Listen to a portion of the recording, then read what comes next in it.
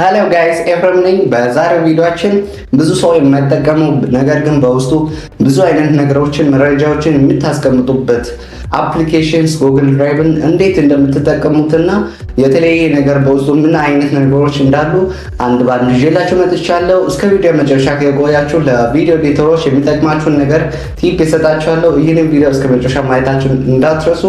በዚህ ቪዲዮአችን ላይ የምናያቸው ነገሮች ምንድነው ጉግል ድራይቭ እና እንዴት ነው የምንጠቀመው የሚለውን ሙሉ መረጃ ይዤላችሁ መጥቻለሁ።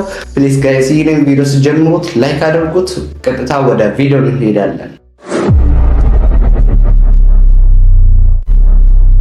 ጉግል ድራይቭን እንዴት እንደምንጠቀም ከማየታችን በፊት ራሱ ጉግል ድራይቭ ማለት ምን ማለት ነው?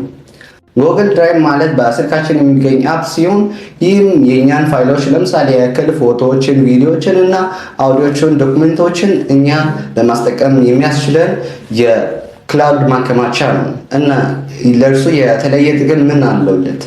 ለጉግል ድራይቭን ጥቅም አለውለት? አዎ ለጉግል ድራይቭ የተለያዩ ጥቅሞች አለውለት። አንደኛው ባክአፕ ዳታን ለማድረግ ይጠቅመናል። ይህም ማለት እናንተ የምትፈልጉትን አይነት ፋይሎችን በዚያ ማስቀመጥ ትችላላችሁ። ሁለተኛው ሼር ማድረግ መቻሉ ነው። ቪዲዮ ኤዲተሮች በጣም ይጠቅማችኋል። ምክንያቱም ከተለያዩ ዌብሳይቶች እና ጂሜሎች የሚያስፈልጋችሁን አይነት የቪዲዮ ኤዲቲንግ ማቴሪያሎችን በዚያ መሰረት ሼር አድርጋችሁ ቪዲዮ ኤዲቲንግ ስትሰሩ የፋይሉን የድራይቭን ታስገባላችሁ። ከዚያም በኋላ እየመረጣችሁ በቪዲዮ ኤዲቲንግ ስትሰሩ ያለ ምንም ቦታ ያዥነት የቪዲዮ ኤዲቲንግ ስራውን ማስቀለል ትችላላችሁ። ሶስተኛው በማንኛውም ቦታ ይህንን የእናንተን ፋይል ማግኘት መቻሉ ነው። ይህም በጣም ጥሩ የሆነ ነገር ነው። ይህም ማለት ምን ማለት ነው? አንድ ምሳሌ ልነግራችሁና ይህ በጣም ይገባላችኋል። ይህም ማለት አንድን ፋይል በጉግል ድራይቭን በመጠቀም ጂሜላችሁን አስገብታችሁ አንድን ፋይልን ብታስገቡ በሌላ ሰዓት ስልካችሁ ቢጠፋ በማንኛውም ስልክ ወይም አዲስ ስልክ ገዝታችሁ የእናንተን ፋይል ጂሜል አካውንታችሁን አስገብታችሁ በማንኛውም ቦታ ላይ ማግኘት መቻሉ ነው። ይህን በጣም ነው የገረመኝ። ይህን ነገር በማንኛውም ቦታ የእናንተን ፋይል ጂሜላችሁን አስገብታችሁ ማግኘት ትችላላችሁ። አራተኛው ሰኪውርድ መሆኑ ነው። በጣም ሰኪውርድ ነው ነገሩ። ማንም የእናንተን ፋይል እናንተ ሼር ካላደረጋችሁት በስተቀር ማንም የሚልካላችሁ የለም ማለት ነው። የጂሜል አካውንቱንና የፓስወርዱን በትክክል መያዝ አለባችሁ። እንዲቀለላችሁ ደግሞ የጂሜል አካውንቱንም በዛ አድርጋችሁ ሳይሆን ቀለል አድርጋችሁ ትጽፋላችሁ። ከዚያም ፓስወርዱንም የሚታወቅ አድርጋችሁ ከጻፋችሁት መቼም ቢሆን ያስገባችሁትን ፋይል አታጡትም ማለት ነው። እና አሁን እንዴት ነው የጉግል ድራይቭን እንዴት ነው የምንጠቀመው የሚለውን አሁን አንድ ባንድ አሳያችኋለሁ። እንዴት እንደምንጠቀም በስልክ ስለማሳያችሁ በኮምፒውተርም ያው ተመሳሳይ ነው። እኔ ስልክ ስላለኝ በስልኬ ነው ማሳያችሁ። ቀጥታ ወደ ፕሌይ ስቶር ከገባችሁ በኋላ ጉግል ድራይቭ ብላችሁ ሰርች ታደርጋላችሁ። ከዚያ ጉግል ድራይቭ ብለው ኢንስታል ታደርጋላችሁ። በስማርት ስልኮች ላይ እናንተ ሳጭኑት ቀጥታ ተጭኖ ነው ያለውን። ይህንን ነገር እንዴት እንደምንጠቀም አሁን አሳያችኋለሁ። ቀጥታ ወደ ድራይቭ እንሄዳለን። ሌትስ ጎ። ወደ ድራይቭ እንገባለን። ከገባን በኋላ ከላይ በኩል ፕሮፋይል አይከኗ አለች። እሷን ስትነኩት ያስገባችሁትን የጂሜል አካውንቱን ያሳያችኋል። ሳይን አፕ ታደርጋላችሁ። ከዚያም በመቀጠል ከላይ በኩል ያለችውን ሪሴንት የምትለውን ከነካችሁት እናንተ የምትጠቀሙት ነገሮችን ያሳያችኋል። ኦፍላይናውን ከነካችኋት ኦፍላይን ላይ የምትጠቀሙትን ነገሮች ያሳያችኋል። በትሬሽ ውስጥ እናንተ ድሌት ያደረጋችሁትን ነገሮች ስለሚያሳይ በስፔም ላይ ተመሳሳይ ነገር ነው። ለ30 ቀናት ድሌት ያደረጋችሁትን በስፔም ታገኛላችሁ። ባክአፕ የሚባለው ነገር እናንተ ያስገባችሁትን ነገሮችን ያሳያችኋል። ከታች በኩል ሲቲንግ የምትል ነገር አለች። እንደ ኖርማል የአፖች ሲቲንግ እዚህ ጋር ማስተካከል ትችላላችሁ። ቀጥታ ወደ ሲቲንጉ አይኮናችሁ ካለመግባት እዚህ ጋር ሲቲንግ አይኮኗን ገብታችሁ ማየት ትችላላችሁ። ሄልፕ የሚባለው ቀጥታ ከጉግል ላይ ማውራት ትችላላችሁ፣ እርዳታ ከፈለጋችሁት ነው ማለት ነው። ስቶሬጅ የሚባለው እናንተ የስቶራጁ መጠንን ያሳያል። ነገር ግን ሶጌሲስት እና አክቲቪቲ የሚባሉ ነገሮች ተመሳሳይ ናቸው። ሶጌሲስት እናንተ የምትጠቀምባቸው ፋይሎችን ቀጥታ እዚህ ጋር ነው የምታዩት እና አክቲቪቲ የሚባለው ከድራይቭ የመጣላችሁን አንዳንድ መረጃዎችና ኖቲፊኬሽኖችን እዚህ ጋር ነው የምታገኙት። ሰርች ማድረግ ብትፈልጉ የፎልደራችሁን ስም ሰርች አድርጋችሁ ማግኘት ትችላላችሁ። ቀጥታ ከመፈለግ ይልቅ እዚህ ጋር ፋይሉንም ወይም ፎልደሩን ሰርች አድርጋችሁ ማየት ትችላላችሁ። ያስገባችሁትን ፎልደር ማለት ነው። ከዚያም ፎልደር ወይም ፋይል ማስገባት ብንፈልግ ከታች በኩል የፕላስ አይከን አለሽ። እሷን ከነካም በኋላ ፎልደር እንዴት እንደምናስገባ እናሳያችኋለሁ። ፎልደር የምትሏን ከነካችሁት በኋላ ሪኔሙን ትሰጣላችሁ። አሁን እኔ ኤፊ ዋን ልበለውና ክሬት ስለው ቀጥታ ያስገባልኛል። እንደምታዩት በትንሽ አስሉ ውስጥ ያስገባልኛል። ይህን ውስጥ ከገባውን በኋላ በፎልደር ውስጥ ፎልደር ማስገባት በዚህ ቀላል ነው። ከታች በኩል በፎልደር ውስጥ ከገባችሁት በኋላ ፕላስ አይከን አለች። እሷን ከነካችሁት በኋላ ሪኔም ትሰጣላችሁ። አሁንም ክሬት ስትሉት በፎልደር ውስጥ ፎልደር ያስቀምጥላችኋል። አሁንም በውስጥ ከገባችሁ በኋላ ሌላም ፎልደር መፍታት ትችላላችሁ። እንደምታዩት ከውጭ ላይ የለም፣ ነገር ግን በፎልደር ውስጥ ፎልደር አለ ማለት ነው። ሌላኛው ደግሞ አፕሎድ የሚለውን ከነካችሁት እናንተ የምትጠቀሙባቸውን ፋይሎችን ወደ ውስጥ ሴሌክት አድርጋችሁ ማስገባት ትችላላችሁ። ሴሌክት አድርጋችሁ ከላይ በኩል ያለችውን ሴሌክት ምልክቷን ትነካላችሁ ማለት ነው። እንደምታዩት ቀጥታ ያስገባላችኋል። ለትንሽ ደቂቃ ትጠብቃላችሁ።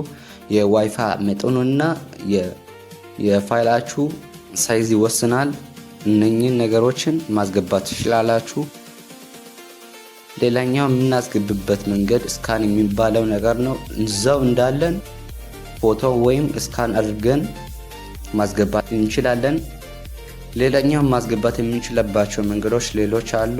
የጎግል ዶክመንት ሺትስ የሚባሉ የጎግል አፖችን ማስገባት እንችላለን። ፋይሎችን መቆጣጠር የምንችልባቸው ነገሮችን ለማግኘት ከፈለገን ፋይል አይኮኗን ከነካም በኋላ ሼር የምትል ነገር አለች። ሼር የሚባለው ለሌላ ሰው ወይም ለግሩፖች ለሰዎች ማካፈል ብንፈልግ እዚች ጋር ሄደን የጂሜል አካውንቱን እንጽፋለን። ሌላው ሰው ለመላክ የፈለግነው ሰውየውን ጂሜል ማለት ነው። ከጻፍን በኋላ ሼር እናደርጋለን። እንደምታዩት አሰስ አፕዴት የሚባለው ሼር ማድረጉን ያሳየናል። ከዚያም እንደገና ከነካም በኋላ የፋይል ሶስቱን ነጠብጣብ ማለት ነው ማናጅ አሰስ የሚባል ነገር አለ። ይህን ፋይል የምትቆጣጠሩባቸው ጂሜሎችን እዚህ ጋር ያሳያችኋል። እኔ 2 ጂሜል አካውንት አለኝ፣ በእነርሱ መቆጣጠር እችላለሁ። እና በመቀጠልም አድ ስታርትድ የምትል ነገር አለች። እሷ ቀጥታ ሳትፈልጉት ከታች በኩል ያለችውን ነክታችሁ ስታር የሰጣችሁትን ፋይሎችን እዚህ ጋር ነው የምታገኙት። ኮፒ ሊንክ የሚባለው ኮፒ ሊንክ ፋይሉን አድርጋችሁ በሌላ ቦታ ላይ ፔስት ማድረግ ትችላላችሁ ማለት ነው።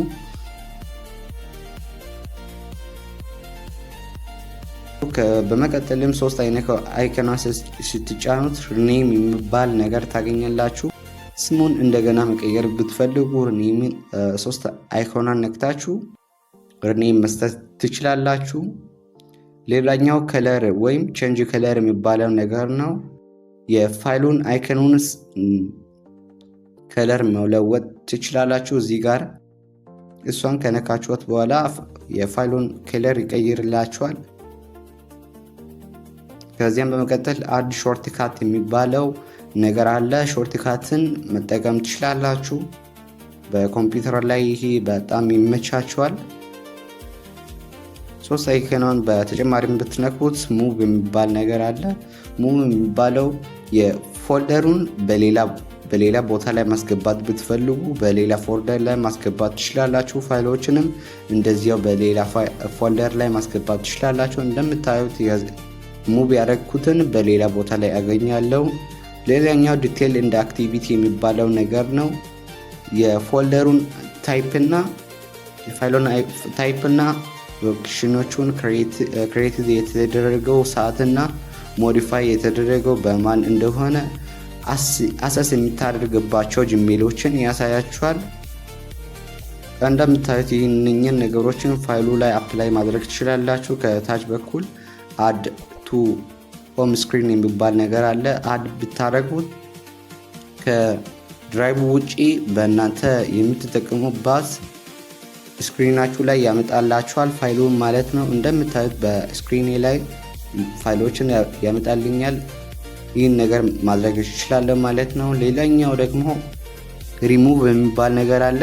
ዲሌት ማድረግ ብፈልግ ሪሙቭ እላለሁ።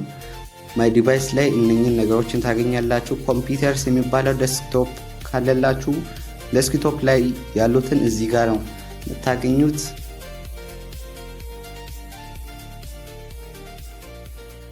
ማይሶጎስስ አክቲቪቲ የተለያዩ አይኮኖቹን አሳይቻቸዋለሁ። እንደዚህ ነው የሚመስለው። ያው ድራይቭ ሼር የተደረጋችሁትን ፋይሎችን እዚህ ነው የምታገኙት። እንደዚህ ነው የሚመስለው አፑ። ቪዲዮ እንደተመለከታችሁት ብዙ አይነት ነገሮችን ስለ ድራይቭ አንስቼላችኋለሁ። በዚህ ቪዲዮ መጨረሻ ላይ እነግራችኋለሁ ያልኩትን አንድ ለቪዲዮ ኤዲተሮች ቲፕን ልስጣችሁ።